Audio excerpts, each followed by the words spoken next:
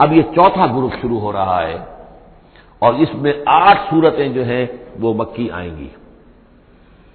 جن میں سے 4 الف لام میم سے شروع ہوں گی، سورہ عنکبوت اور سورہ روم، سورہ لقمان، سورہ سجدہ، اور 4 جو ہیں یہ مختلف، ایک تو بغیر کسی حروف مقطعات کی ہے، یہ سورۃ الفرقان یہ پہلی ہے، اور پھر 3 جو ہیں ان کے اندر مختلف جو ہیں آئیں گے حروف مقطعات۔ یہاں سے وہ گروپ اب شروع ہو رہے ہیں کہ جن کا مرکزی مضمون توحید ہے، اس لیے کہ اگرچہ ویسے یہ چوتھا گروپ شروع ہو رہا ہے، لیکن چونکہ مکی صورتوں کا تو یہ تیسرا ہی گروپ ہے۔ مکی پہلی صورت، پہلے گروپ کے اندر صرف سورہ فاتحہ ہے، وہ ویسے بھی مکی مدنی کی تقسیم سے بلند تر ہے، تو گویا کہ 2 جو پہلے گروپ آئے، جن میں سے پہلے میں صرف 2 مکی صورتیں تھیں، الانعام، الاعراف، دوسرے میں یہ 14 سورہ یونس سے لے کر مومنون تک، بلکہ وہاں مکی صورتیں۔ اب یہ تیسرا گروپ ہے سورۃ الفرقان سے لے کر اور سورہ سجدہ تک، یہ 8 صورتیں ہیں۔ اس کے بعد مدنی صورت آئے گی سورہ احزاب، اور سورہ احزاب مانوی اعتبار سے جوڑا ہے سورہ نور کا۔ بسم اللہ الرحمن الرحیم، تبارک الذی نزل الفرقان علی عبدہ لیکون للعالمین نذیرا۔ بڑی بابرکت ہے وہ ہستی جس نے کہ الفرقان نازل فرمایا اپنے بندے پر۔ یہ تیسری صورت ہے کہ جس کے مطلع میں پہلی آیت میں حضور کا جو تذکرہ ہے وہ عبد کی نسبت سے ہے۔ سورہ بنی اسرائیل، سبحان الذی اسری بعبدہ لیلا من المسجد الحرام الی المسجد الاقصی۔ سورہ کہف، الحمدللہ الذی انزل علی عبدہ الکتاب، اور یہاں پر اب یہ تیسری صورت ہے تبارک الذی نزل الفرقان علی عبدہ لیکون للعالمین نذیرا، تاکہ ہو جائیں تمام جہان والوں کے لیے خبردار۔ اس قرآن کے ذریعے سے محمد الرسول اللہ کی رسالت ہے جو تا قیام قیامت جاری رہے گی۔ جس کو بھی قرآن پہنچ گیا، حضور کا انذار پہنچ گیا، وہ آیت یاد کر لیجئے سورہ انعام میں آئی تھی، قل اوحی الی ھذا القرآن لانذرکم بہ ومن بلغ، جس کو بھی قرآن پہنچ جائے، اب آگے پہنچانا امت کا کام ہے۔ الذی لہ ملک السماوات والارض، وہ کہ جس کے لیے ہے بادشاہی آسمانوں اور زمین کی، ولم یتخذ ولدا، یہ بہت مشابہ ہے سورہ بنی اسرائیل کی آخری آیت سے، اس نے کسی کو اپنی اولاد نہیں بنایا، ولم یکن لہ شریک فی الملک، اور نہ ہی اس کا کوئی ساجی ہے حکومت میں، حکومت کے اختیارات میں، حاکمیت میں، وخلق کل شیء، اور اسی نے ہر شے کو پیدا کیا، وہ خالق ہے تنہا، باقی سب مخلوق ہیں، فقدرہ تقدیرا، اور ہر شے کی پھر اس نے ایک اندازہ مقرر کر دیا ہے، ہر شے کے لیے ایک اندازہ ہے۔ واتخذوا من دونہ آلہۃ، اور انہوں نے اختیار کر لیے ہیں اس کے سوا ایسے آلہہ، ایسے دیوی اور دیوتا، لا یخلقون شیئا وہم یخلقون، جو کسی بھی شے کی تخلیق نہیں کرتے بلکہ وہ تو خود مخلوق ہیں، ولا یملکون لانفسہم ضرا ولا نفعا، اور نہ انہیں اختیار خود اپنے بارے میں کسی برائی کا یا بھلائی کا ہے، نہ کسی اچھائی کا اور نہ کسی برائی کا، ولا یملکون موتا ولا حیاتا ولا نشورا، نہ انہیں اختیار ہے موت کا، نہ اختیار ہے جینے کا، نہ اختیار ہے جی اٹھنے کا۔ وقال الذين كفروا ان هذا الا افك افتراه، اور کہا ان کافروں نے، یا یہ کافر کہتے ہیں کہ یہ کچھ نہیں ہے، یہ قرآن جو ہے یہ گھڑ لیا ہے اس محمد نے صلی اللہ علیہ وسلم، ان هذا نہیں ہے یہ الا افك افتراه ہو، بلکہ ایک افک ہے، گھڑی ہوئی شے ہے جس کو کہ گھڑ لیا ہے اس نے، وعانه عليه قوم آخرون، اور اس میں مدد کی ہے اس کی کچھ اور لوگوں نے، یعنی محمد کو یہ ساری معلومات تو نہیں ہو سکتی تھی، لیکن یہ کہ کچھ اور لوگ ہیں، کوئی نہ کوئی اس نے بنا رکھا ہے، کوئی پینل ہے کہ جو ان کو یہ ساری مدد دے رہا ہے اس تصنیف کے اندر، اس کتاب کے۔ قوم آخرون فقط جاؤ ظلما و زورا، تو انہوں نے بڑی ہی ظلم پر اور بڑی جھوٹ کے اوپر کمر کس لی ہے، انہوں نے ایسی بڑی باتیں جو کہی ہیں، یہ گویا کہ بہت بڑا جھوٹ ہے اور بہت بڑا افتراء ہے۔ وقالوا اساطیر الاولین، وہ کہتے ہیں کیا ہے یہ پرانے قصے ہیں، پرانی باتیں ہیں، اکتتبھا، یہ انہوں نے لکھوا لیے ہیں کسی اور سے، اکتتبھا، کتب یکتب لکھنا، اکتتاب باب افتعال ہوگا، کسی سے کچھ لکھوا لینا، اکتتبھا، انہوں نے لکھوا لی ہیں چیزیں، فہی تملا علیہ بکرۃ واصیلا، اور یہ ان کو پھر ڈکٹیٹ کرائی جاتی ہے، املا کرائی جاتی ہے صبح شام، صبح شام کوئی آتا ہے، کوئی شخص ان کو بتاتا ہے، وہ پھر یہ یاد کر لیتے ہیں، اور صبح شام جو کچھ بھی آتا ہے اس کو پھر آ کے ہمیں سناتے ہیں، دھونس جماتے ہیں کہ وہی آئی ہے۔ قل انزلہ الذی یعلم السر فی السماوات والارض، کہہ دیجئے اسے نازل کیا ہے اس ہستی نے جو جانتا ہے ہر چھپی ہوئی شے کو آسمانوں کی اور زمین کی، انہ کان غفورا رحیما، یقیناً وہ بخشنے والا اور رحیم ہے۔ وقالوا ما لهذا الرسول، اور وہ کہتے یہ کیسا رسول ہے، کیا ہوا اس رسول کو، کہتا ہے کہ میں رسول ہوں یاکل الطعام، لیکن کھانا کھاتا ہے، ویمشی فی الاسواق، اور سب بازاروں میں چلتا پھرتا ہے۔ کہیں کوئی چیز آپ خریدتے بھی ہوں گے اپنے گھر کے معاملات کے اندر، یا اس سے پہلے تو آپ کاروبار بھی کیا کرتے تھے، یہ بازاروں میں ہماری طرح چلتا پھرتا ہے، کھانا اس کو کھانے کی حاجت ہوتی ہے، یہ کیسے رسول ہو گیا؟ لولا انزل الیہ ملک، کیوں نہیں کوئی بھیجا گیا ان کی طرف کوئی فرشتہ ہوتا، اڑتا ہوا پروں کے ساتھ وہ نیچے آتا ان کے پاس اور وہ کہتا یہ اللہ کے رسول ہیں، فیکون معہ نذیرا، اور وہ ان کے ساتھ ہوتا، آگے آگے چلتا ان کے، ہٹو بچو جیسے چلتے ہیں یہ اللہ کے رسول آ رہے ہیں، اور وہ خبردار کرتا ہے لوگوں کو ان کے ساتھ مل کر۔ اور یلقا الیہ کنز، یہ وہی باتیں جو سورہ بنی اسرائیل میں آ چکی ہیں، یا ان کو دے دیا گیا ہوتا، ان پر ڈال دیا گیا ہوتا، آسمان سے گر پڑتا ان پر ایک خزانہ، اور تکون لک جنت یاکل منھا، یا پھر ان کے لیے ایک باغ بنا دیا جاتا ہے یہاں اس مکے کی سرزمین میں، وادی غیر ذی زرع میں، جس سے یہ بفراغت کھاتے اطمینان سے، ان میں سے میوے ان کو ملتے۔ وقال الظالمون ان تتبعون الا رجلا مسحورا، اور کہا ان ظالموں نے کہ تم لوگ نہیں پیروی کر رہے ہو، نہیں ان کی باتوں پر دھیان دے رہے ہو، ان لوگ کے جو ہیں صرف ایک سحر زدہ شخص ہے، ان پر تو کوئی جادو ہو گیا ہے، یا کوئی آسیب ان پر آ گیا ہے، تاکہ ان کو یہ نظر آتا ہے کہ کوئی آیا ہے فرشتہ، حقیقت میں کوئی نہیں ہوتا، یہ سحر زدہ شخص ہے۔ انظر کیف ضربوا لک الامثال، اے نبی دیکھیے یہ کیسی مثالیں آپ کے لیے بیان کر رہے ہیں، فضلوا، تو وہ بھٹک گئے ہیں، گمراہ ہو گئے ہیں، فلا یستطیعون سبیلا، اور اب ان کے لیے ممکن نہیں ہے کہ یہ سیدھے راستے پر آئیں، اس لیے کہ اب یہ اس پر اڑ جائیں گے، ضد کریں گے۔ یہ میں آپ کو بتا چکا ہوں، یہ جو دو گروپ اب آ رہے ہیں جو ہم پڑھ رہے ہیں، جن میں سے یہ پہلا گروپ ہے جس کی پہلی صورت ہے، یہ درمیانی 4 سالوں کی صورتیں ہیں، 12 برس ہیں مکی دور کے۔ پہلے 4 سال کی صورتیں بالعموم وہ ہیں جو سورہ قاف سے آگے ہیں، 2 گروپ ہیں وہ آخر میں، منزل 1 ہے، سورہ قاف سے آگے منزل 1 ہے، گروپ 2 ہیں مکی مدنی صورتوں کے،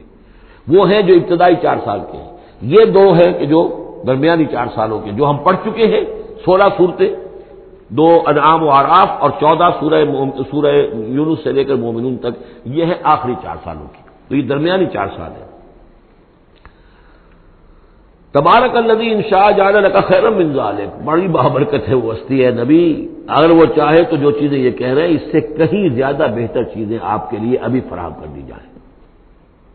یہ تو بڑا زور لگا کر کچھ چیزیں کہہ رہے ہیں، ہم ان سے کہیں زیادہ بہتر چیزیں آنے واحد میں آپ کے لیے پیدا کر سکتے ہیں۔ تبارک الذی ان شاء جعل لک خیرا من ذلک جنات تجری من تحتها الانہار، ایسے باغات، ایک باغ نہیں، باغات کے سلسلے پیدا کر دیں جن کے نیچے نہریں بہتی ہوں گی، ویجعل لک قصورا، اور آپ کے لیے ایک نہیں کئی قصر، کئی محل ہم تعبیر فرما دیں۔ لیکن یہ کہ بل کذبوا بالساعہ، اصل میں یہ انکاری ہے آخرت کے،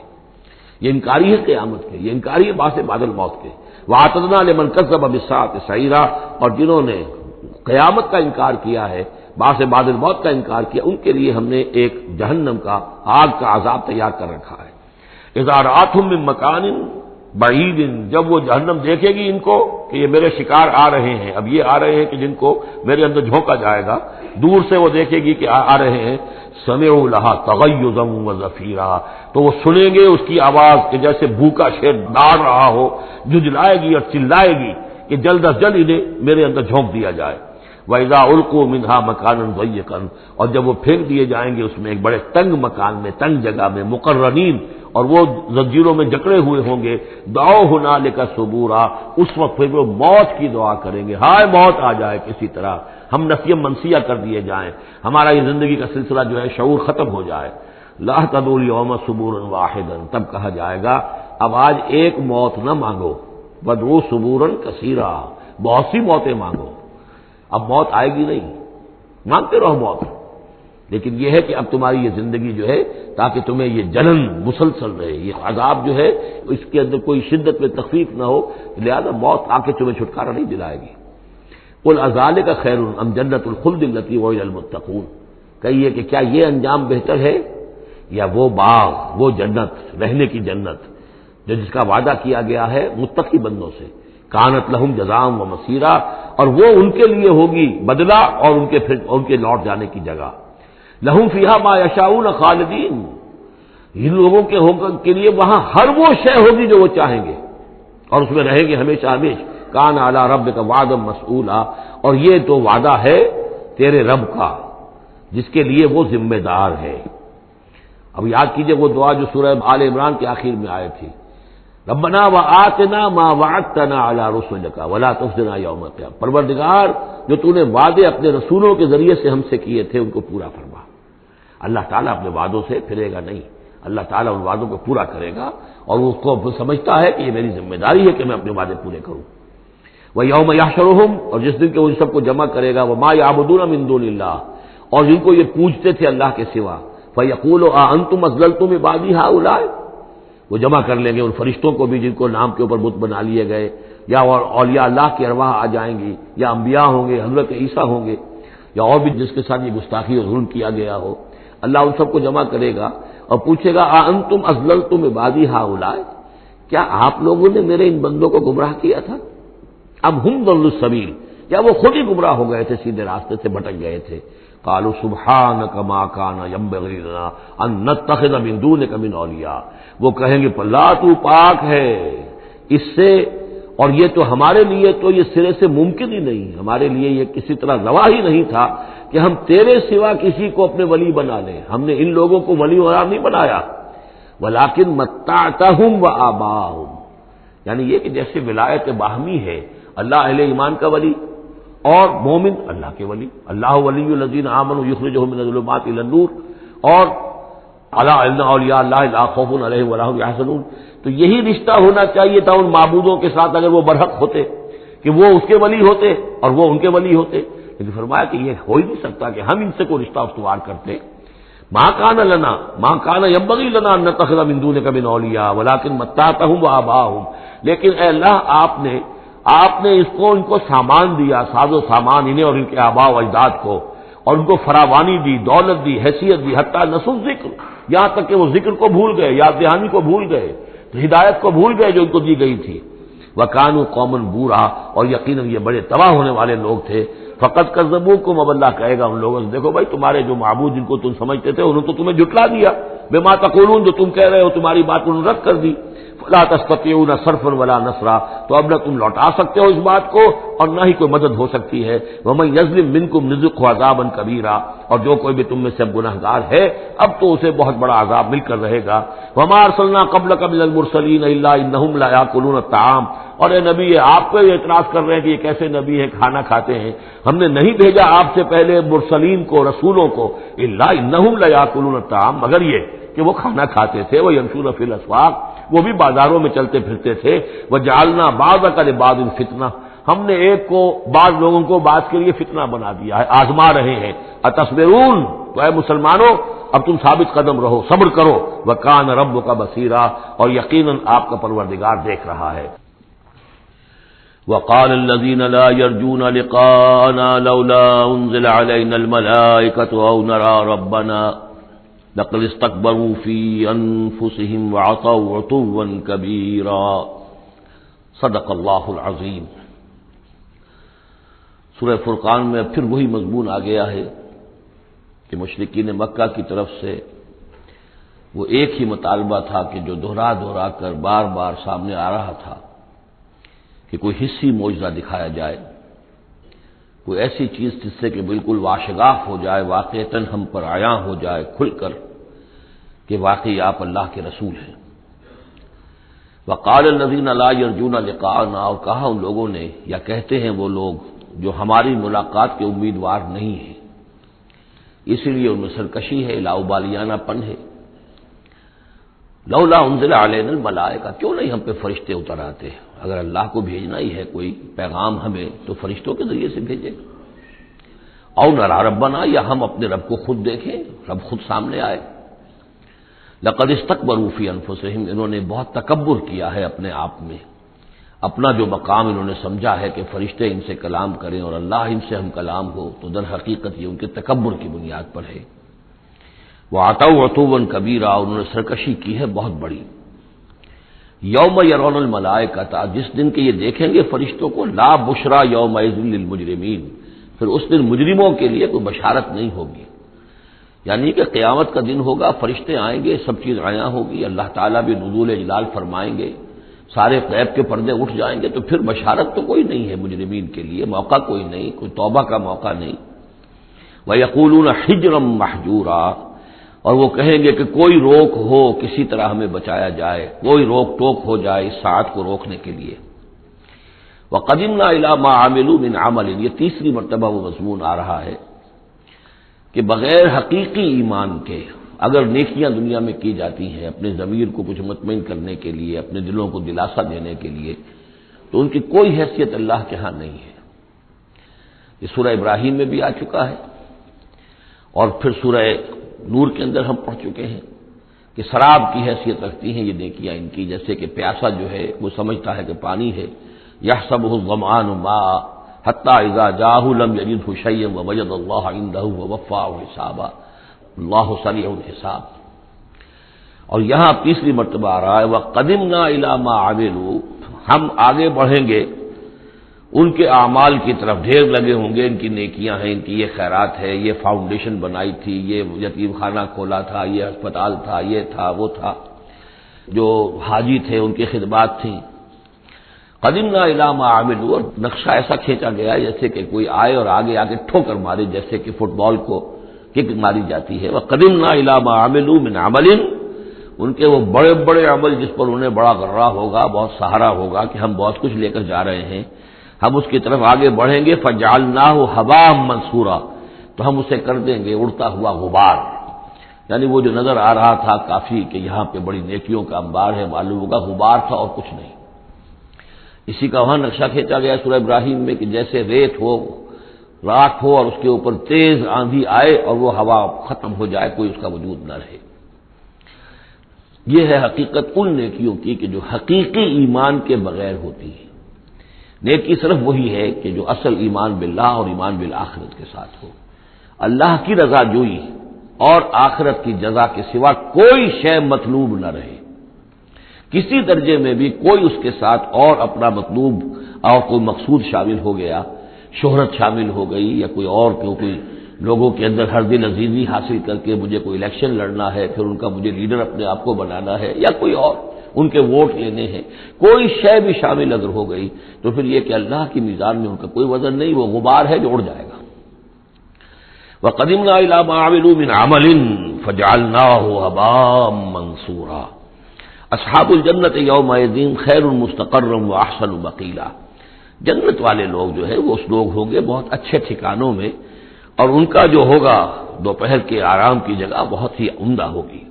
قیلولے کی جگہ۔ وَيَوْمَ تَشَقَّقُ السَّمَاءُ بِالْغَمَامِ، اور یہ ہے وہ قیامت کا نقشہ جس دن کے آسمان پھٹے گا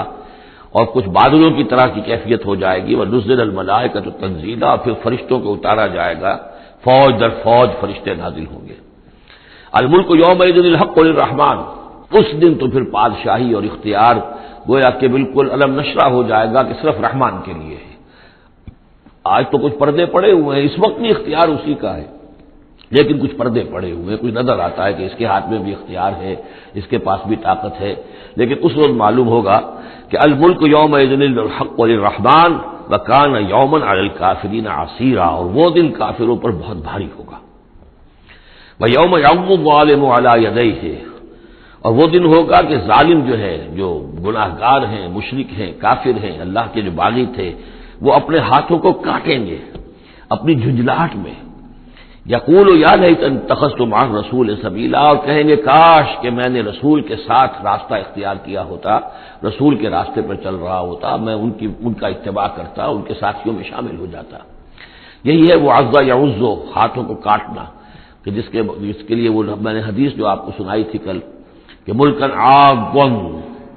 پہلا دور دور نبوت تھا، پھر دوسرا دور دور خلافت علی منہاج النبوہ، اور تیسرا دور حضور کی اس حدیث کی روح سے ہے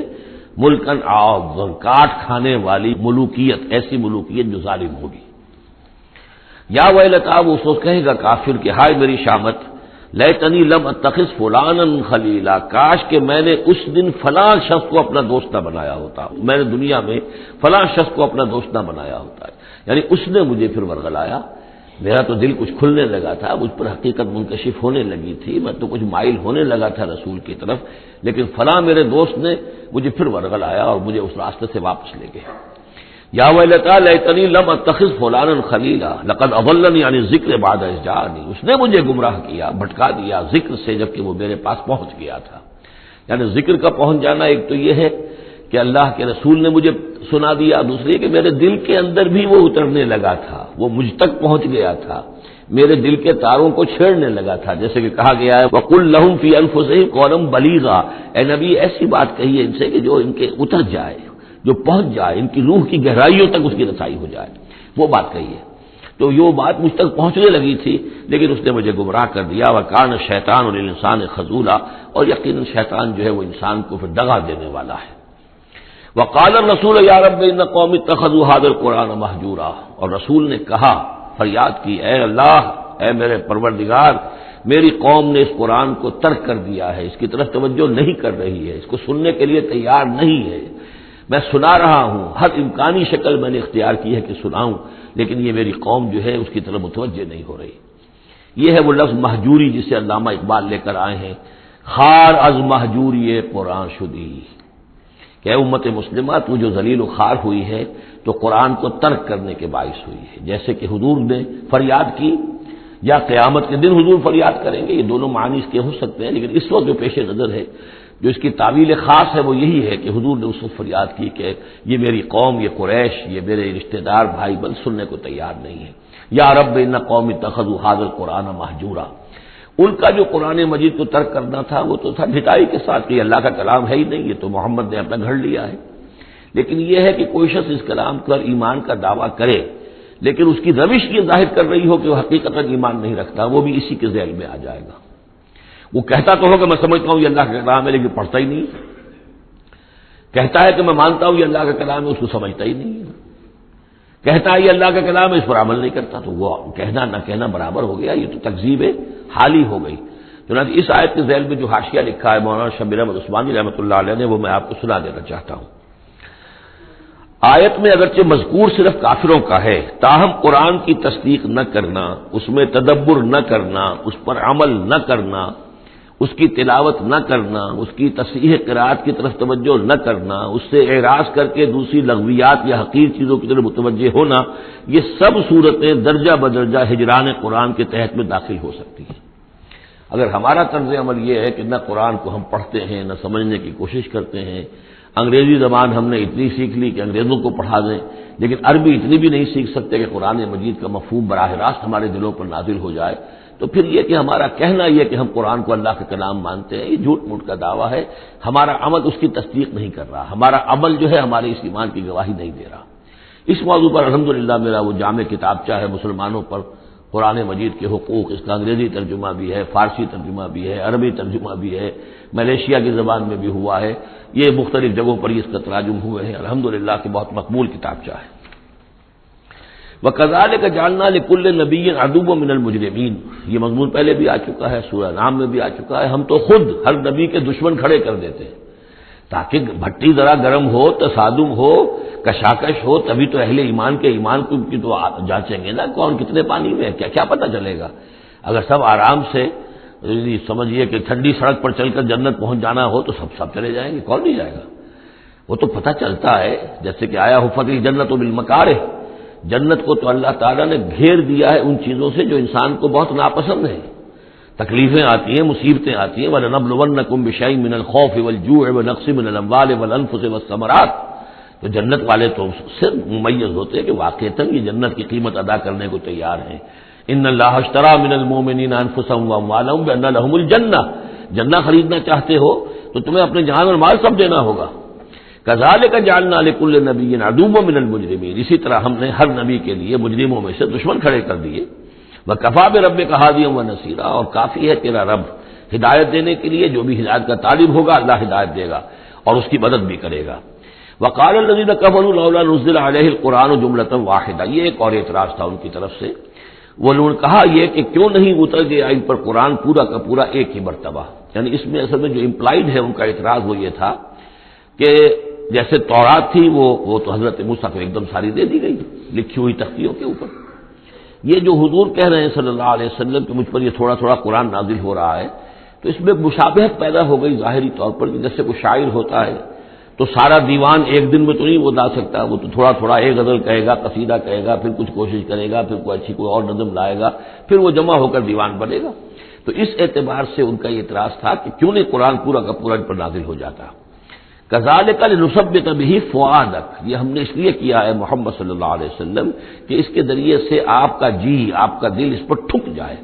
ورتلناہ ترتیلا، یعنی یہ کہ حالات کی مناسبت کے ساتھ ساتھ یہ نازل ہو رہا ہے. اور یہ کہ صرف حضور کا نہیں بلکہ اہل ایمان پوری جماعت، اس لیے کہ بر وقت جب رہنمائی آتی تھی اور بر وقت جو حالات تھے اس وقت ان کے حوالے سے گفتگو ہوتی تھی تو انہیں تسکین حاصل ہوتی تھی، انہیں یہ حوصلہ ملتا تھا کہ آج جو کچھ ہمارے ساتھ ہو رہا ہے یہی نوح کے ساتھ، ہود کے ساتھ، صالح کے ساتھ ہو چکا ہے، اور بالآخر جو ہے اللہ تعالیٰ نے ان سب کو کامیاب کیا اور انہیں بچا لیا، اور باقی ان کے دشمن جو ہیں وہ ملیا بیٹ ہو گئے. تو اس سے ان کے دلوں کو سہارا ملتا ہے. وَلَا يَأْتُونَكَ بِمَثَلٍ إِلَّا جِئْنَاكَ بِالْحَقِّ، اور یہ کوئی بھی اعتراض آپ پر نہیں کریں گے، کوئی بھی مسئلہ آپ کے سامنے پیش نہیں کریں گے مگر یہ کہ ہم اس کے جواب میں حق لے آئیں گے آپ کے پاس، ان کو پورا جواب مل جائے گا. وَأَحْسَنَ تَفْسِيرًا، اور بہترین تشریح ہم کھول کر دیں گے. الذین یحشرون علی وجوہہم الی جہنم، وہ لوگ کہ جو اپنے منہ کے بل، اوندھے منہ جمع کیے جائیں گے جہنم کی طرف. اولئک شر مکانا واضل سبیلا، یہ لوگ ہوں گے کہ جو بہت ہی برے ہوں گے اپنے مقام اور مرتبے کے اعتبار سے، اور بہت ہی بھٹکے ہوئے ہوں گے سوا سبیل سے، سیدھے راستے سے. وَلَقَدْ آتَيْنَا مُوسَى الْكِتَابَ وَجَعَلْنَا مَعَهُ أَخَاهُ هَارُونَ وَزِيرًا، اور ہم نے موسیٰ کو کتاب دی تھی اور اس کے ساتھ ہم نے اس کے بھائی ہارون کو اس کا وزیر بنا دیا تھا، اس کا کام میں تعاون کرنے والا، اس کی ذمہ داریوں میں اس کا ہاتھ بٹانے والا، اس کے بوجھ اٹھانے میں اس کی مدد کرنے والا. فَقُلْنَا اذْهَبَا إِلَى الْقَوْمِ الَّذِينَ كَذَّبُوا بِآيَاتِنَا، تو ہم نے کہا کہ تم دونوں جاؤ اس قوم کی طرف جنہوں نے ہماری آیات کو جھٹلایا ہے. فَدَمَّرْنَاهُمْ تَدْمِيرًا، تو پھر ہم نے ان کو ہلاک کر دیا، برباد کر دیا، اکھاڑ کر پھینک دیا. یعنی یہی جو معاملہ ہوا آل فرعون کا کہ وہ غرق کر دیے گئے. وَقَوْمَ نُوحٍ لَمَّا كَذَّبُوا الرُّسُلَ، اسی طریقے سے قوم نوح کو بھی جب کہ انہوں نے رسولوں کی تکذیب کی، اغرقناہم، انہیں بھی ہم نے غرق کر دیا. وجعلناہم للناس آیہ، اور انہیں ہم نے تمام نوع انسانی کے لیے ایک نشانی بنا دیا. وَأَعْتَدْنَا لِلظَّالِمِينَ عَذَابًا أَلِيمًا، اور ہم نے ظالموں کے لیے یہ دنیا کا جو عذاب استیصال تھا وہ تو نقد یہاں مل چکا ہے، اصل تو عذاب علیم آخرت کا ہے جو ان کے لیے تیار کر دیا گیا ہے. وعادا وثمود واصحاب الرس وقرونا بین ذلک، اور یہی معاملہ ہوا قوم عاد کا، قوم سمود کا اور کنویں والوں کا. اس کے بارے میں کوئی زیادہ صراحت کے ساتھ کوئی ایک رائے نہیں ہے کہ یہ بھی کوئی ایک قوم تھی جس کے پاس وہ رسول بھیجے گئے، ان کے رسول کا کیا نام تھا، وہ قوم کب اور کہاں تھی، اس کے بارے میں کوئی اتفاق رائے نہیں ہے. وقرون، لیکن یہ کہ معلوم ہوتا ہے کہ انہوں نے اپنے رسول کو کسی کنویں کے اندر بند کر دیا تھا، تو وہ رس کہتے ہیں کنویں والے. وقرون بین ذالک، اور پھر یہ کہ ان کے مابین اور بہت سی بھی قومیں اور نسلیں اٹھی. وکلا ضربنا لہ الامثال، اور ہم نے ان سب کے لیے اپنے اپنے وقت پر ہم نے دلیلیں دی، حقائق واضح کر دیے، تمثیلیں بیان کی. وکلا تبرنا تتبیرا، لیکن بالآخر ان کے انکار کی پاداش میں ان سب کو ہم نے غارت کر دیا. وَلَقَدْ أَتَوْا عَلَى الْقَرْيَةِ الَّتِي أُمْطِرَتْ مَطَرَ السَّوْءِ، اور یہ لوگ آتے جاتے ہیں اس بستی پر کہ جس پر بڑی بری بارش ہوئی تھی، یعنی یہی سدوم اور عامورہ کی بستیاں. افلم یکونوا یرونہا، تو کیا یہ اس کو دیکھتے نہیں ہیں؟ یہ جب جاتے ہیں قافلہ لے کر اپنے اس کے قریب سے گزرتے ہیں، وہاں کے وہ کھنڈرات ہیں وہ ان کی نگاہوں کے سامنے آتے ہیں، تو کیا یہ اس کو دیکھتے نہیں ہیں؟ بل کانوا لا یرجون نشورا، لیکن یہ کہ ان کو جی اٹھنے کی اور بعد سے بعد الموت کی امید نہیں ہے، چونکہ وہ خیال نہیں ہے، لہذا ان آیات کو، ان حقائق کو یہ دیکھتے ہیں، گزر جاتے ہیں اندھوں کی طریقے سے، اس سے سبق نہیں سیکھتے. وَإِذَا رَأَوْكَ إِن يَتَّخِذُونَكَ إِلَّا هُزُوًا، اور اے نبی جب یہ آپ کو دیکھتے ہیں تو بس یہ پھر آپ کا مذاق اڑانا شروع کر دیتے ہیں. یہ بھی ایک طریقہ ہوتا ہے، آپ سیریس ہو ہی نہ، سیریس ہوں گے تو کسی کی بات سن کر کچھ سمجھنا پڑے گا، غور کرنا پڑے گا، جواب دینا ہوگا اس کو چٹکیوں میں اڑائیے، ہنسی مذاق میں اڑا دیجیے. وَإِذَا رَأَوْكَ إِن يَتَّخِذُونَكَ إِلَّا هُزُوًا، اور جب یہ آپ کو دیکھتے ہیں تو یہ بس یہی روش اختیار کرتے ہیں آپ کے ساتھ کہ آپ کا مذاق اڑاتے ہیں. اَهَٰذَا الَّذِي بَعَثَ اللَّهُ رَسُولًا، یہ ہے وہ جنہیں اللہ نے بھیجا رسول بنا کر، یعنی بڑے بظاہر جو استحقار کا انداز ہو. اچھا یہ ہے وہ جو سمجھتے ہیں کہ ان کو رسول بنایا گیا، اللہ نے رسول بنا کر بھیجا ہے. اَهَٰذَا الَّذِي بَعَثَ اللَّهُ رَسُولًا إِن كَادَ لَيُضِلُّنَا عَنْ آلِهَتِنَا، واقعتاً یہ شخص جو ہے یہ تو تل گیا تھا، قریب ہو گیا تھا کہ ہمیں اپنے معبودوں سے ورگلا دے. لولا ان صبرنا علیہا، اگر ہم اپنے معبودوں پر ثابت قدم نہ رہتے، صابر نہ رہتے، جمع نہ رہتے، اگر ہم نے ان کے ساتھ وفاداری کا رشتہ جو ہے، وفاداری بشرط استواری عین ایمان ہے، اگر ہم نے اس وفاداری کا رشتہ اپنے معبودوں کے ساتھ استوار نہ کیا ہوتا تو اس شخص نے تو واقعی ہمیں برگشتہ کر دیا تھا. وَسَوْفَ يَعْلَمُونَ حِينَ يَرَوْنَ الْعَذَابَ مَنْ أَضَلُّ سَبِيلًا، ان قریب وہ جان لیں گے جب وہ عذاب کو دیکھیں گے کون تھا بھٹکا ہوا راستے سے، آیا محمد اور ان کے ساتھی صلی اللہ علیہ وسلم ورضی اللہ تعالیٰ عنہم اجمعین، یا یہ کہ تم لوگ۔ ارأیت من اتخذ الہہ ہواہ، یہ مضمون قرآن میں پھر آگے بھی آئے گا، لیکن اب نوٹ کر لیجئے اس کو، شرک کی یہ ایک اہم قسم ہے۔ بڑے بڑے موحدین جو ہیں وہ اپنی جگہ سمجھتے ہوں، بڑے جوادری موحد اپنے آپ کو، وہ بھی ذرا غور کریں کہ شرک ایک یہ بھی ہے، شرک صرف قبر پرستی نہیں ہے، صرف یا رسول اللہ کہنا یا علی کہنا وہ بھی شرک ہے، لیکن صرف یہی شرک نہیں ہے، شرک یہ بھی ہے۔ ارأیت من اتخذ الہہ ہواہ، کیا تم نے دیکھا اس شخص کو جس نے اپنی خواہش نفس کو اپنا خدا بنا لیا ہے؟ نفس کہتا ہے مجھے یہ چاہیے، آپ کا دماغ بتا دیتا ہے دیکھو یہ حرام ہے، لیکن آپ نفس کا حکم مانگتے ہیں، اللہ کے حکم کو پیچھے ڈال دیتے ہیں۔ کون معبود ہوا آپ کا؟ اللہ معبود ہے یا نفس معبود ہے؟ نفس چاہیے مجھے تو دولت چاہیے، میں نہیں جانتا حلال سے حرام سے، کیا یہ حلال حرام لگا رکھی، یہ مولویوں کا ڈھکوسلے، ٹھیک ہے ہوگا کوئی سود وغیرہ کوئی کبھی ہوتا ہوگا، آج تو چل ہی نہیں سکتا کاروبار سود کے بغیر۔ نفس کہتا ہے مجھے تو کرنا ہے، آپ نے اللہ کے حکم کو پیچھے ڈالا، نفس کا حکم مانا۔ کون معبود ہوا آپ کا؟ معبود تو وہی ہے جو مطاع ہو۔ آپ نے دیکھا کہ انہوں نے کہا تھا فرعون نے، جس کی قوم ہماری عابدین ہے، عابدون ہے، جو ہماری اطاعت کرتی ہے، غلام ہے۔ اب جو وہ ہوتا ہے جو آقا کا حکم مانتا ہے، غلامی کرتا ہے، حکم مانتا ہے، فرما برداری کرتا ہے، تو تم نے نفس کی فرما برداری کی، تو تمہارا نفس جو ہے وہ تمہارا معبود ہے۔ چاہے تم چلے کاٹتے رہو، لا الہ الا اللہ کے جو ہے وظیفے کرتے رہو لمبی لمبی، لیکن اگر نفس پرستی کر رہے ہو، اگر نفس کی خواہشات پر عمل کرتے ہو اور اس میں حرام کو بھی تم اختیار کر لیتے ہو جس کو اللہ نے حرام کیا ہے، تو نفس تمہارا معبود ہے۔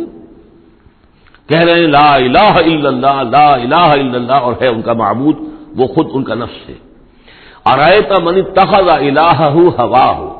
کیا دیکھا تم نے اس شخص کو جس نے اپنے خواہش نفس کو اپنا الہ بنا لیا ہے، معبود بنا لیا ہے۔ افانت تکون علیہ وکیلا، تو کیا ہے نبی آپ ایسے شخص کی ذمہ داری لیں گے؟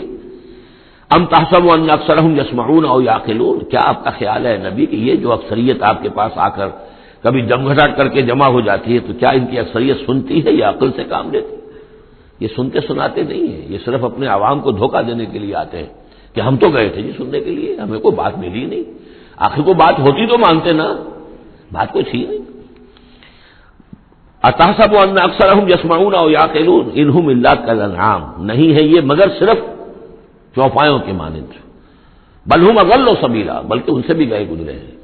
چوپایوں کو تو اللہ نے وہ چیزیں دی نہیں تھی جو ان کو دی ہے، وہ عقل دی نہیں تھی جو ان کو دی ہے، لیکن یہ کہ یہ ان سے بھی گئے گزرے ہیں۔ الم تر الی ربک کیف مد الظل، کیا تم نے دیکھا نہیں اپنے رب کی طرف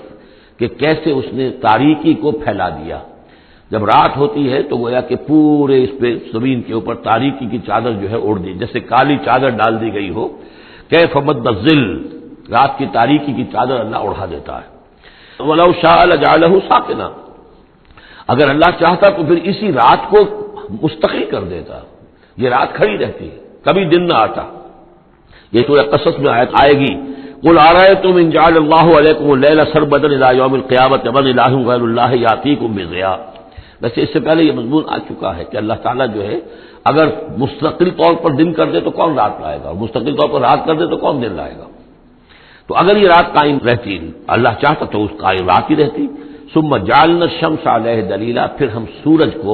جب روشن کرتے ہیں، سورج جو تو اس سے یہ ہے کہ رہنمائی ملتی ہے، پھر اس سے معلوم ہوتا وہ یہ روشنی ہے اور وہ تاریکی تھی۔ تعرف الاشیاء بازدادها ثم قبضناہ الینا قبضا یسیرا، جب سورج طلوع ہوتا تو آپ نے دیکھا ہوگا سائے بڑے لمبے پڑے ہوئے ہیں، پھر رفتہ رفتہ سورج اوپر ہونا شروع ہوا اور سایہ سمٹنا شروع ہوا، گویا کہ کوئی کھینچ رہا ہے، تنابیں کھینچ رہا ہے، ان کی یہ سائے جو ہیں اب سمٹ کر آ رہے ہیں، پھر ہم ان سایوں کو، ان تاریکوں کو، ذل کو اپنے قبضے میں لے لیتے ہیں، گھسیٹ لیتے ہیں۔ ثم قبضناہ الینا قبضا یسیرا وهو الذی جعل لکم اللیل لباسا، اور وہی ہے اللہ جس نے کہ تمہارے لیے رات کو بنا دیا ہے اوڑھنا، والنوم سباتا، اور رات کو بنا دیا ہے آرام اور استراحت، وجعل النہار نشورا، اور دن کو بنا دیا ہے نکل کر پھیلنے کی اور دنیا میں اور جو کام کرنے ہیں اس کے لیے مناسب ماحول بنا دیا۔ وهو الذی ارسل الرياح بشرا بین یدی رحمتہ،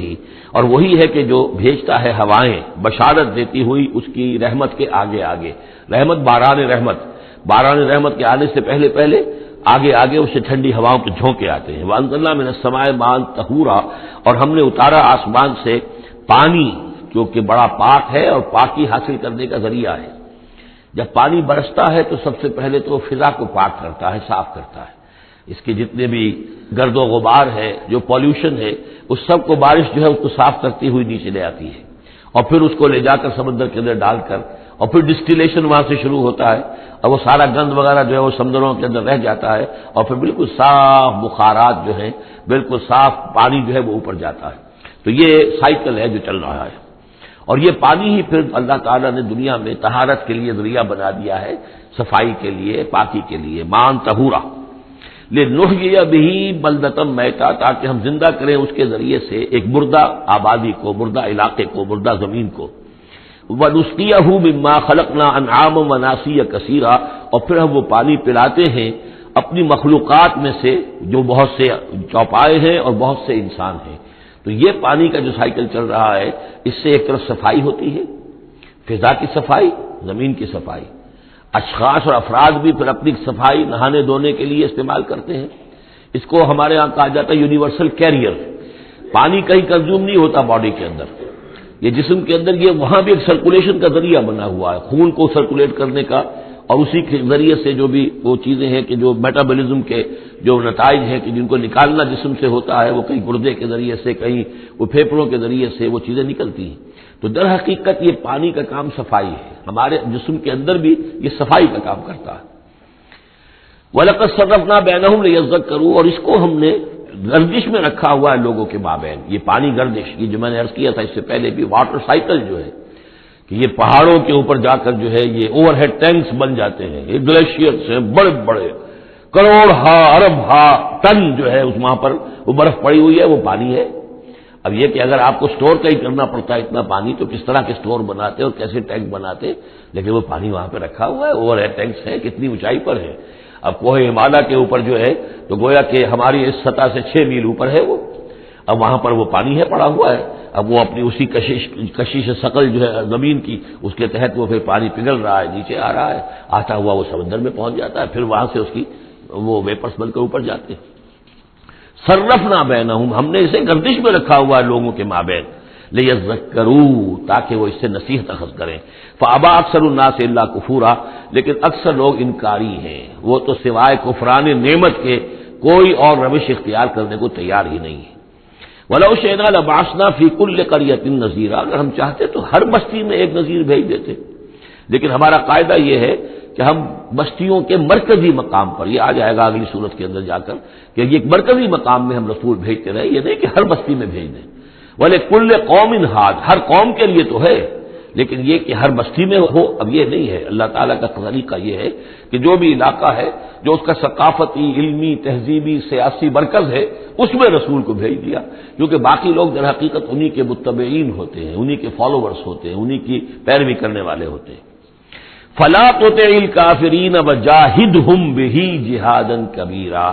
تو اے نبی آپ ان کافروں کی بات مت مانیے۔ دیکھیے اطاعت دو معنی میں ہے، اطاعت ایک تو یہ کہ کسی نے حکم دیا اور آپ نے اس کی بات مان لی، یہ بھی اطاعت ہے کسی نے مخلصانہ انداز میں آ کے مشورہ دیا، دیکھو محمد اتنی سختی نہ کرو، یہ تم اپنی قوم کے ساتھ لڑائی مول لے رہے ہو، کیا فائدہ ہوگا، قوم ڈیوائیڈڈ ہو جائے گی، اور سوچ لو ہمارے جو قبیلے کی کوئی اگر عرب کے اندر کوئی دھاک بیٹھی ہوئی ہے تو اس لیے کہ ہمارا قبیلہ مجتمع ہے، اب اس طریقے سے تم نے جو معاملہ کر دیا، بھائی کو بھائی سے کٹوا دیا اور والدین سے بیٹوں کو جدا کر دیا، تو اس کا کیا کام، اس سے بہتر ہے صلح جوئی ہونی چاہیے،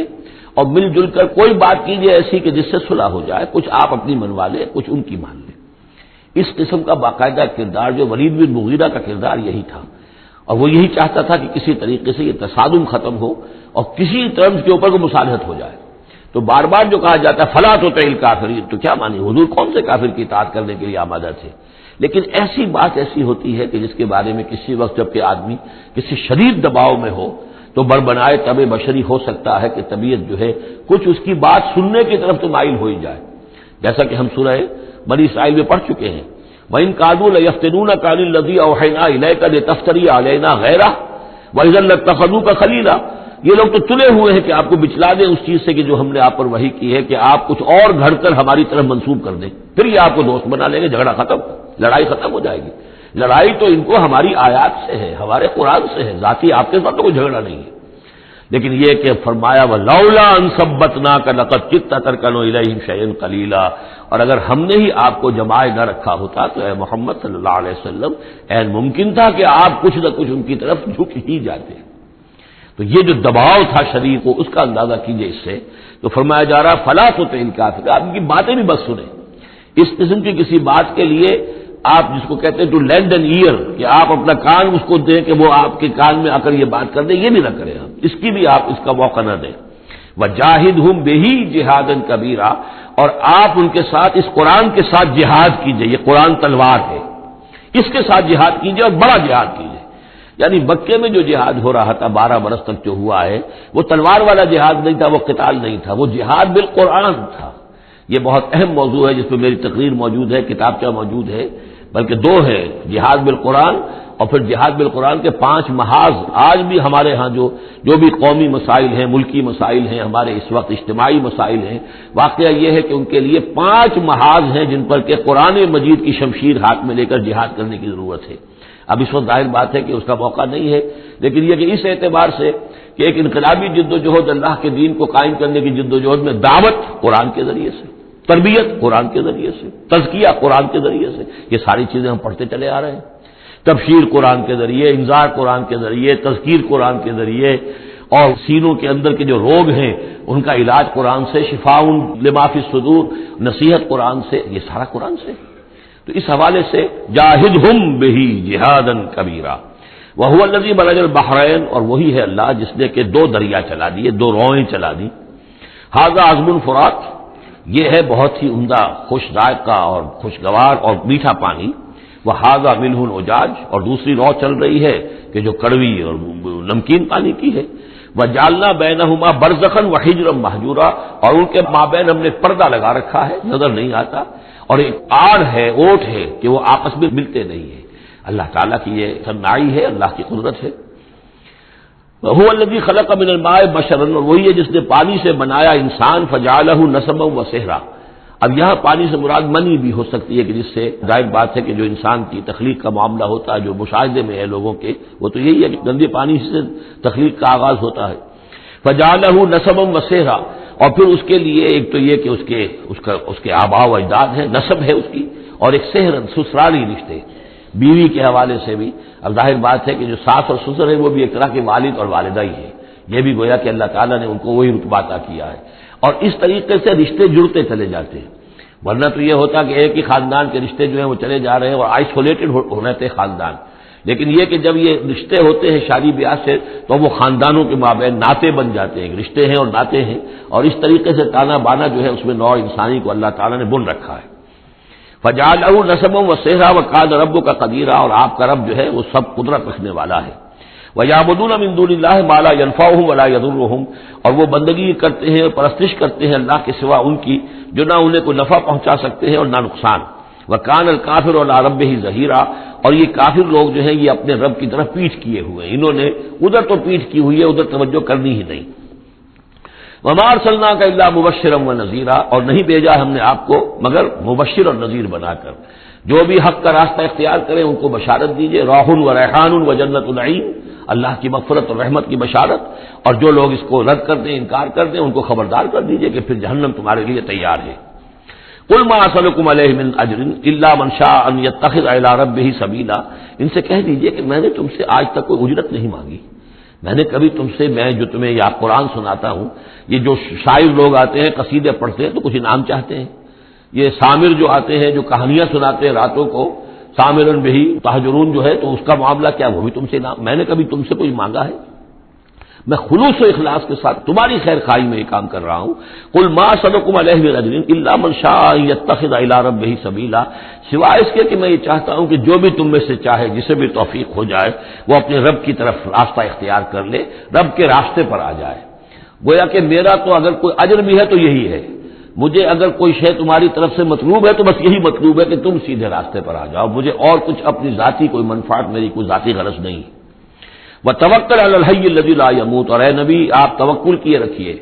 اسی ہستی پر کہ جو الحی ہے، الحی القیوم، جو کہ زندہ ہے اور زندہ جاوید ہے، الذی لا یموت، جسے کبھی مرنا نہیں ہے، جس پر کبھی موت وارد نہیں ہوگی، وسبح بحمدہ، اور اس کی حمد کے ساتھ آپ تسبیح کیجئے، وکفی بہ بذنوب عبادہ خبیرا، اور اپنے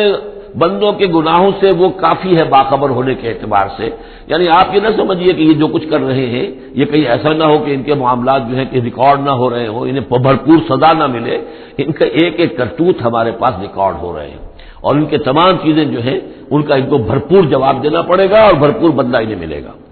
الذی خلق السماوات والارض وما بینہما فی ستۃ ایام، وہی کہ جس نے پیدا کیا آسمانوں اور زمین کو اور جو کچھ کہ ان کو مابین ہے 6 دنوں میں، ثم استوى علی العرش، پھر وہ متمکن ہو گیا عرش پر، تخت پر،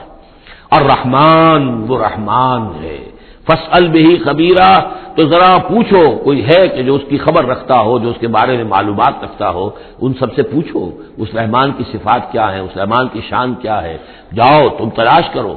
یہ جو کبھی ہم پڑھا کرتے تھے ہائی اسکول میں ہمارے زمانے میں کہ مجھ کو ہے تیری جستجو، مجھ کو تیری تلاش ہے، خالق میرے کہاں ہے تو، مجھ کو تیری تلاش ہے، تو ایک ارج ہے انسان کے اندر،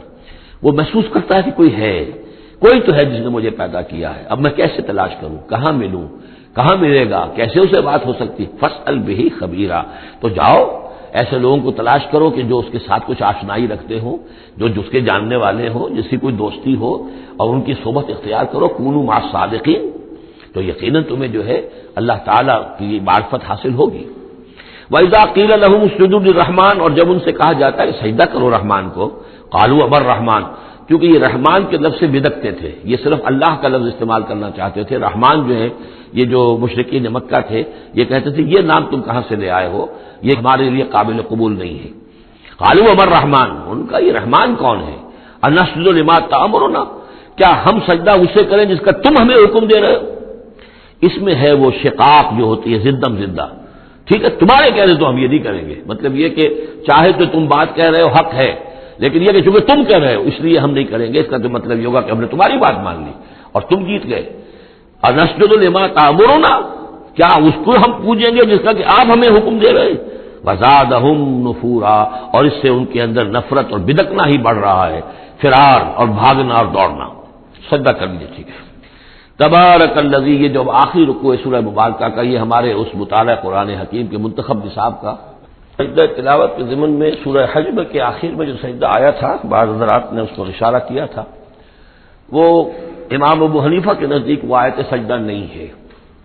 امام شافعی کے نزدیک ہے، لیکن امام شافعی کے نزدیک جو سجدہ تلاوت ہے یہ واجب نہیں ہے، یہ آپشنل ہے، وہ شخص کرنا چاہے تو کرے، نہ کرے تو اس پر گناہ نہیں ہے، جبکہ امام ابو حنیفہ کے نزدیک یہ واجب ہے، کرنا ضروری ہے، لیکن اس مقام پر امام ابو حنیفہ کے نزدیک سجدہ نہیں ہے۔ یہ میں عرض کر رہا تھا کہ یہ جو آخری رکوع ہے سورہ فرقان کا، یہ ہمارے اس مطالعہ قرآن حکیم کے منتخب نصاب کا ایک اہم درس ہے۔ اس کے میں نے عرض کیا تھا پہلا حصہ 4 بہت جامع اسباق پر مشتمل ہے، سورۃ العصر، آیت البر، 2 ہم اس میں سے پڑھ چکے ہیں۔ دوسرے حصے میں کچھ ایمان کے مباحث تھے، ایمان کی ماہیت، ایمان کی حقیقت، اس میں ہم سورہ آل عمران کے آخری رکوع کی آیات پڑھ چکے ہیں، سورہ فاتحہ پڑھ چکے ہیں، اور ابھی حال ہی میں سورہ نور میں یہ آیات نور جو ہیں 5واں رکوع سورہ نور کا۔ تیسرا حصہ ہے اس کا عمل صالح کی تشریح پر، تو عمل صالح کے ضمن میں سب سے پہلے مرحلہ آتا ہے انفرادی شخصیت، انفرادی سیرت و کردار۔ اس کا سب سے پہلا سبق وہ تھا جو ہم پڑھ چکے ہیں سورہ مومنون کے شروع میں، وہ 11 آیات، تعمیر سیرت کی اساسات کیا ہیں، کن چیزوں پر، کن بنیادوں پر جو اللہ چاہتا ہے کہ ایک بندہ مومن کی سیرت جو ہے وہ تعمیر ہو، وہ کس اساسات پر ہوگی۔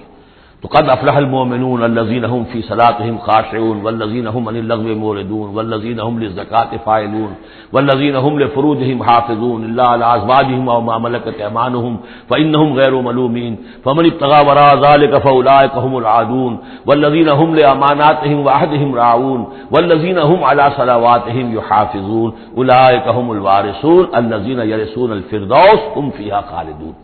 تو یہ تو گویا کہ اساسات ہیں۔ اب یہ کہ وہ پوری تعمیر شدہ شخصیت، میچور بندہ مومن، پوری تعمیر شدہ شخصیت، اس کے خد و خال کیا ہوں گے، وہ ہیں کہ جو اس رکوع میں آ رہے ہیں۔ ایک مچور بندہ مومن کی شخصیت جو ہے اس کے کیا خصائص ہیں، کیا اوصاف ہیں۔ لیکن اس سے پہلے دو آیات کے اندر ایمان کے ضمن میں جو قرآن مجید کا جو فطری طرز استدلال ہے اس کا خلاصہ آ گیا ہے۔ تبارک الذی جعل فی السماء بروجا، بہت بابرکت ہے وہ ذات جس نے کہ آسمان میں برج بنائے، وجعل فیہا سراجا وقمرا منیرا، اور اس میں رکھ دیا ایک چراغ اور چاند جو کہ روشن ہے۔ اب یہاں نوٹ کیجئے کہ سورج کو سراج کہا ہے۔ سورج میں چونکہ کمبسچن کا عمل تحریک، جل رہا ہے، اس کے اندر حرارت ہے، لہذا اس کو چراغ کہا ہے، اور قمر کو نور کہا ہے صرف، کیونکہ یہ ریفلیکشن ہے۔ قمر کے اندر کوئی جو ہے پروسیس کمبسچن کا نہیں ہے، کوئی اس کے اندر حرارت نہیں ہے، بلکہ وہ تو ٹھنڈی جگہ ہے، ایسے ہی جیسے کہ ہماری زمین کی سطح ہے ویسے ہی اب تو جا کر لوگ دیکھ بھی آئے ہیں اپنے قدموں تلے، یوں بھی سمجھیے کہ اس زمین کو روند بھی آئے ہیں، چاند کی زمین کو۔ تو یہ اس کا نور ہے، لیکن وہ نور ریفلیکٹڈ ہے، اور سراج جو ہے وہ ہے اصل میں سورج۔ وَهُوَ الَّذِي جَعَلَ اللَّيْلَ وَالنَّهَارَ خِلْفَةً، اور وہی ہے جس نے کہ دن اور رات کو بنا دیا ہے ایک دوسرے کے پیچھے لگا ہوا، لمن اراد ان یذکر، ان لوگوں کے لیے جو چاہیں نصیحت اخذ کرنا۔ اسی سے یہی آیات الہیہ ہیں کہ جن سے انسان کو اللہ کی معرفت حاصل ہوتی ہے، اس کی قدرت، اس کا علم، اس کی حکمت کا اندازہ ہوتا ہے۔ او ارادہ شکورا، یا جو اللہ تعالیٰ کی نعمتوں کے پہلو سے اس کا شکر کرنا چاہیں تو اس کے لیے کائنات کا ذرہ ذرہ جو ہے گویا کہ اللہ کی توحید پر، اللہ کی قدرت پر، اللہ کی صنائی پر، اللہ کی حکمت پر دلالت کر رہا ہے۔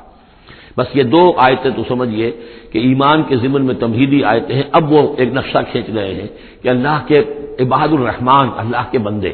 خاص اللہ کے بندے، اللہ کے چہیتے بندے، اللہ کے محبوب بندے کیسے ہوتے ہیں۔ اس کو پڑھیے اسی طریقے سے کہ دل میں ارادہ رکھیے، کم سے کم امنگ اور آرزو تو ہو کہ ہم بھی اللہ تعالی ہمیں توفیق دے کہ ہم ایسے ہی بننے کی کوشش کریں۔ وعباد الرحمن الذین یمشون علی الارض ہونا، اللہ کے بندے وہ ہیں جو زمین پر چلتے ہیں تو آہستگی اور نرمی کے ساتھ، قدم مار کر نہیں چلتے، اکڑ کر نہیں چلتے، بلکہ یہ کہ معلوم ہوتا ہے فروتنی کے ساتھ چل رہے ہیں، اور یہ اپنے آپ کو آقا نہیں سمجھتے، مالک نہیں سمجھتے، بلکہ غلام سمجھتے ہیں۔ اللہ کے غلام ہیں، عباد الرحمن ہیں، اللہ کے بندے ہیں، تو غلاموں کی طرح چلتے ہیں، وہ اکڑ کر نہیں چلتے۔ وَإِذَا خَاطَبَهُمُ الْجَاهِلُونَ قَالُوا سَلَامًا، ایک ان کا وصف یہ ہے کہ جب جاہل لوگ، اجڑ لوگ، مشتعل مزاج لوگ خامخواہ ان سے الجھنا چاہیں، بحث و مباحثے میں انہیں جو ہے وہ خامخواہ الجھانا چاہیں تو وہ کہتے ہیں سلام، وہ الجھتے نہیں ہیں، بحث و تمہیز کے اندر نہیں۔ جب وہ دیکھتے ہیں کہ ایک شخص بحث پر اتر آیا، وہ اب بات سمجھنا نہیں چاہتا، اس کے اوپر ضد جو ہے وہ مسلط ہو چکی ہے، تو اب خامخواہ اس کے ساتھ وہ الجھے رہنا، جس کو ہم کہتے ہیں ہمارے ہاں وہ پنجاب میں یہ سینگ پھنسا کر آدمی جو ہے وہ اپنا وقت ضائع کرے، اس کا بھی وقت ضائع کرے، کوئی فائدہ نہیں۔ میچور آدمی یہ کہ دیکھے اگر تو واقعی یہ بات سمجھنا چاہ رہا ہے تو سمجھائے، نہیں سمجھنا چاہتا، اس کی اصل میں نیت ہی نہیں ہے، تو پھر خامخواہ اس کے ساتھ الجھنے کا فائدہ نہیں۔ والذین یبیتون لربہم سجدا وقیاما، اور وہ لوگ کہ جو راتیں بسر کرتے ہیں اپنے رب کے لیے سجدے اور قیام میں۔ یہاں وہ بات بہت واضح ہو گئی، جہاں تک 5 فرض نمازیں ہیں وہ تو فرض ہیں، وہ تو تعمیر سیرت کی بنیادیں ہیں، ان کی تو مداومت کرنی ہے۔ والذین هم علی صلواتہم یحافظون، لیکن یہ لوگ جو ہیں جن کے دل آشنا ہو گئے ہوں اللہ سے، اگر یہ اللہ کے ساتھ دوستی ہو چکی ہو تو پھر یہ کہ رات کا وقت ہوتا ہے کہ جس میں وہ پھر بندہ اٹھتا ہے، کوئی دیکھ نہیں رہا ہے، لوگ سوئے ہوئے ہیں، کوئی ڈسٹربنس نہیں ہے۔ خیر ہماری تو آج کل شہری زندگی میں راتوں میں بھی ڈسٹربنس رہتی ہے، لیکن یہ کہ عام طور پر بہرحال دن کے مقابلے میں تو ایک سکون کی کیفیت ہوتی ہے، اس وقت اپنے رب سے راز و نیاز کی باتیں، کبھی اس کے سامنے کھڑے ہیں، کبھی سر بسجود ہیں۔ والذین یبیتون لربہم سجدا وقیاما، والذین یقولون، اور وہ کہتے رہتے ہیں سب کے باوجود، ربنا اصرف عنا عذاب جہنم، اے رب ہمارے عذاب جہنم کو ہم سے پھیر دے، دور کر دے۔ یہ سورہ نور میں بھی ہم نے پڑھا تھا کہ وہ ساری شخصیت جو ہے بیان کرنے کے بعد وہ اس کے بعد بھی لرزاں و ترساں رہتے ہیں۔ یوم تتقلب فیہ القلوب والابصار، ڈرتے رہتے ہیں اس دن کے خیال سے کہ جس میں نگاہیں اور دن الٹ دیے جائیں گے قیامت کے دن سے۔ ان عذابھا کان غراما، یقیناً اس کا عذاب جو ہے وہ چمٹ جانے والی شے ہے۔ انہا ساعت مستقر و مقامہ، پروردگار وہ جگہ جہنم جو ہے یقیناً بہت بری جگہ ہے، مستقل قیام کے لیے بھی اور تھوڑی دیر کے لیے بھی۔ جو میں نے عرض کیا تھا کہ دنیا میں بری سے بری جگہ بھی جو ہے اس میں بھی آپ تھوڑی دیر کے لیے جائیں گے تو ریکریشن ہو جائے گی چینج کی وجہ سے، اور اچھی سے اچھی جگہ جو ہے اس میں بھی مستقل رہنا پڑے تو پھر اس کے اندر کوئی حسن اور کوئی جو ہے دلچسپی باقی نہیں رہے گی. تو اس کے بجائے جو جنت کا تصور دیا جا رہا ہے، جنت اتنی اچھی جگہ ہے کہ مستقل طور پر رہنے کے باوجود اس کی دلچسپیوں میں، اس کی رعنائیوں میں کوئی کمی نہیں ہوگی. اور جہنم اتنی بری جگہ ہے کہ ایک لحظے کے لیے بھی کسی کا قدم وہاں گیا تو وہ اپنی پوری جو ہے سختی اس کے اوپر ظاہر کر دے گی. والذین اذا انفقوا لم یسرفوا ولم یقتروا وکان بین ذلک قواما، اور وہ لوگ جو خرچ کرتے ہیں تو نہ تو وہ اسراف کرتے ہیں اور نہ ہی بخل سے کام لیتے ہیں، بلکہ اس کے بین اعتدال جو ہے واقعہ یہ ہے کہ دنیا کا مشکل ترین کام ہے، توازن اور اعتدال. ظاہر بات ہے یہ لوگ جو میچور ہیں، سمجھدار ہیں، اب ان کے ہاں یہ ہوگا کہ ان کے اس خرچ کرنے کے معاملے میں بھی اعتدال ہوگا. والذین لا یدعون مع اللہ الہا آخر، 3 کبیرہ گناہ وہ ہیں جیسا کہ ہم نے پڑھا ہے سورہ نساء میں بھی، ان تجتنبوا کبائر ما تنہون عنہ، تو بڑے بڑے گناہ وہ کون سے ہیں کہ جن سے اگر تم باز رہو تو باقی چھوٹے گناہ تو اللہ تعالیٰ جو ہے وہ معاف بھی کرتا رہے گا. اور ان میں سے سب سے بڑا تو 2 مرتبہ فرمایا شرک، اور شرک کے بعد پھر قتل ناحق اور پھر زنا. یہ 3 ہیں. قتل ناحق سے بھی در حقیقت تمدن کی جڑ کٹ جاتی ہے، اور زنا سے تمدن جو ہے وہ سڈاس بن جاتا ہے، پھر اس کے اندر گندگی ہو جاتی ہے. تو اس حوالے سے یہ 3 چیزیں یہاں بیان کی جا رہی ہیں. والذین لا یدعون مع اللہ الہا آخر، وہ لوگ کہ جو نہیں پکارتے اللہ کے ساتھ کسی اور معبود کو. ولا یقتلون النفس التي حرم اللہ الا بالحق، نہ ہی قتل کرتے ہیں کسی جان کو جس کو کہ اللہ نے محترم ٹھہرایا ہے مگر حق کے ساتھ. قتل کے بدلے قتل والا معاملہ ہے، یا مرتد کا قتل ہے، یا زانی شادی شدہ کا رجم ہے، جو بھی ہے. ولا یزنون، نہ وہ زنا کرتے ہیں. ومن یفعل ذلک یلقى اثاما، اور جو کوئی بھی یہ کام کرے گا وہ اس کی پاداش کو پکڑ کر اس کو جو ہے حاصل کر کے رہے گا، یا لازمہ اس کی سزا اس کو مل کر رہے گی. یلقى اثاما یضاعف له العذاب یوم القیامہ، قیامت کے دن اس کا عذاب دگنا کر دیا جائے گا. یہ آیت اس اعتبار سے بہت اہم ہے کہ منکرین حدیث نے بہت شور مچایا ہوا ہے کہ قرآن مجید میں کہیں عذاب قبر کا کوئی تذکرہ نہیں ہے، صراحتاً واقعتاً نہیں ہے، احادیث میں بہت تفصیل ہے، لیکن یہ کہ یہ مقام ایسا ہے کہ جس سے ثابت ہوتا ہے کہ قیامت کے دن سے پہلے بھی عذاب ہے. یضاعف له العذاب یوم القیامہ، دگنا کیا جائے گا ان کے لیے عذاب قیامت کے دن. اس کا مطلب ہے کہ عالم برزخ میں بھی ان کے لیے عذاب ہے. اور جو فرمایا گیا ہے کہ یہ جو قبر کا گڑھا ہے یا یہ جہنم کے گڑھوں میں سے ایک گڑھا ہے، اور یا جنت کے باغیچوں میں سے ایک باغیچہ ہے. اور یا تو وہاں ایک کھڑکی کھول دی جاتی ہے جنت کی جہاں سے ٹھنڈی ہوائیں اور خوشبوئیں آتی رہتی ہیں، اور یا یہ کہ کھڑکی کھول دی جاتی ہے جہنم کی طرف جس سے آگ کی لپٹ اور گرمی جو ہے اور لو جو ہے وہ آتی رہتی ہے. یضاعف له العذاب یوم القیامہ، قیامت کے دن اس کے لیے عذاب دگنا کر دیا جائے گا. ویخلد فیہ مہانا، اور پھر وہ رہے گا اس عذاب میں ہمیشہ ہمیشہ. الا من تاب، ہاں استثناء ہے. استثناء یہ ہے من تابہ، جو جس نے توبہ کر لی دنیا ہی کے اندر موت کے آنے سے پہلے معلم یا غرغر. الا من تابہ و آمن، اور ایمان لایا. گویا کہ جو شخص اس قسم کے گناہوں میں مبتلا ہوتا ہے چاہے وہ قانوناً کافر نہ ہو، حقیقتاً وہ کافر ہو جاتا ہے، ایمان اس کے دل سے نکل جاتا ہے. لہذا توبہ گویا کہ اثر نو ایمان لانے کے مترادف ہے. الا من تابہ و آمن وعمل عملا صالحا، اور وہ پھر عمل کرے نیک. فاولئک یبدل اللہ سیئاتہم حسنات، تو ایسے لوگوں کی برائیوں کو اللہ تعالیٰ نیکیوں سے بدل دیتا ہے. اس کے دونوں معنی ہے کہ توبہ کے نتیجے میں ایک تو نامہ اعمال میں جو اندراج ہوا تھا برائی کا وہ صاف ہو جائے گا اور اس کی جگہ نیکی کا اندراج ہو جائے گا. اور یہ معنی بھی ہے کہ زندگی میں اس دنیا میں توبہ کے نتیجے میں اخلاق جو ہے وہ پاک صاف ہو جاتے ہیں، دامن اخلاق کے دھبے دھل جاتے ہیں، اور انسان کا جو دامن کردار ہے پھر صاف شفاف ہو جاتا ہے. وکان اللہ غفور الرحیم، اور اللہ تعالیٰ غفور الرحیم ہے. ومن تاب وعمل صالحا، اب دوبارہ تکرار کی گئی، اور جو توبہ کرے اور پھر نیک عمل کرے فإنہ یتوب الی اللہ متابا، تو وہ ہے کہ جو توبہ کرتا ہے اللہ کی جناب میں جیسا کہ توبہ کرنے کا حق ہے. توبہ کی تسبیحیں ہو رہی ہوں، استغفار کی تسبیحیں ہو رہی ہوں، اور آیت کریمہ کے ختم ہو رہے ہوں 1.25 لاکھ کا اور لاکھ کا، لیکن حرام خوری جوں کی توں جاری ہو، وہ سارے غلط کام ویسے کہ ویسے جاری ہو، وہ کوئی توبہ نہیں ہے، اس کا کچھ حاصل نہیں. والذین لا یشهدون الزور، اور وہ لوگ کہ جو جھوٹ کے پر موجود بھی نہیں رہتے. جھوٹ کی گواہی والی بات نہیں ہے یہاں، لیکن جھوٹ کی گواہی تو گویا کہ اس کے اندر خود بخود امپلائڈ ہے، یعنی ان کے اندر صداقت اور حق کے ساتھ اتنی غیرت ہوتی ہے کہ جہاں کوئی جھوٹ کا گزر بھی ہو وہاں وہ اپنی موجودگی بھی پسند نہیں کرتے. جھوٹ کا دھندا ہو رہا ہو، جھوٹ کا کاروبار ہو رہا ہو، جھوٹ بولا جا رہا ہو، یہ وہاں پر ان کی غیرت اور حمیت جو ہے صداقت کے ساتھ اور سچ کے ساتھ وہ اتنی ہے کہ وہ وہاں موجودگی بھی اپنی برداشت نہیں کرتے۔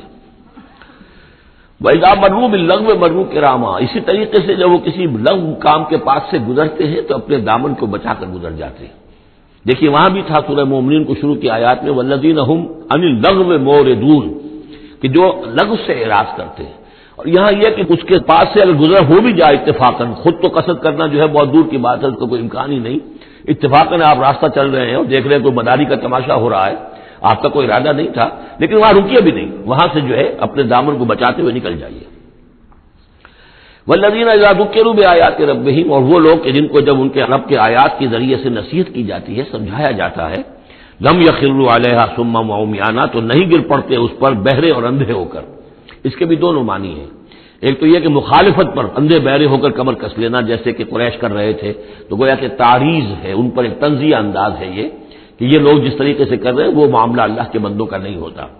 لیکن یہ دوسری طرف یہ بات بھی ہے کہ آیات قرآنیہ کو بھی اندھے بہرے ہو کر تو نہیں پڑھنا ہے اور سننا ہے، بلکہ غور کرنا ہے۔ افلا یتدبرون القرآن ام علی قلوب اقفالها، تو کیا یہ قرآن کی آیت پر تدبر نہیں کرتے؟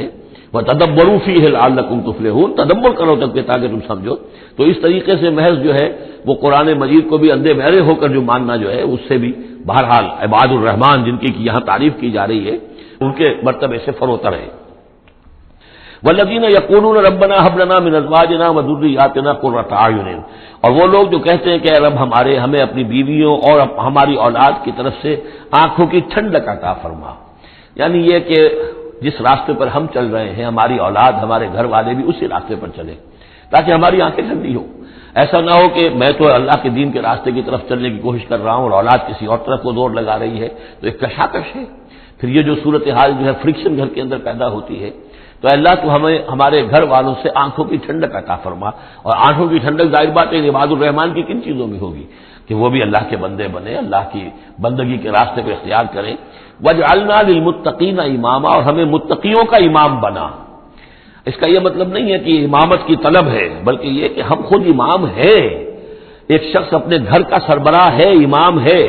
تو اے اللہ جن کے ہم امام ہیں انہیں متقی بنا دے۔ اس لیے کہ ظاہر بات ہے کہ میدان حشر میں جب ہم چلیں گے تو اس ایک شخص کے پیچھے اس کی اولاد چلی آ رہی ہے، اور معلوموں کو وہ تو جہنمی ہے جو چلے آ رہے ہیں، یہ خود تو بہرحال ایک نیک آدمی تھا، نہیں، ہمارے پیچھے جو ہماری نسلیں آئیں اے اللہ انہیں بھی متقی بنا، جن کے ہم امام ہیں، جو ہمارے پیچھے ہیں،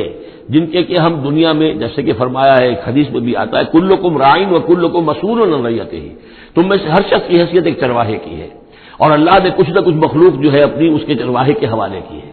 تمہاری اولاد ہے، تمہاری بیوی ہے، یہ گھر کنبہ ہے، یہ تمہارا جو ہے یہ گویا کہ تمہارے متبعین ہیں، تمہارے فالوورز ہیں، تو اللہ ہمارے فالوورز کو متقی بنا دے اور ہماری جو امامت ہے وہ متقیوں کی امامت ہو۔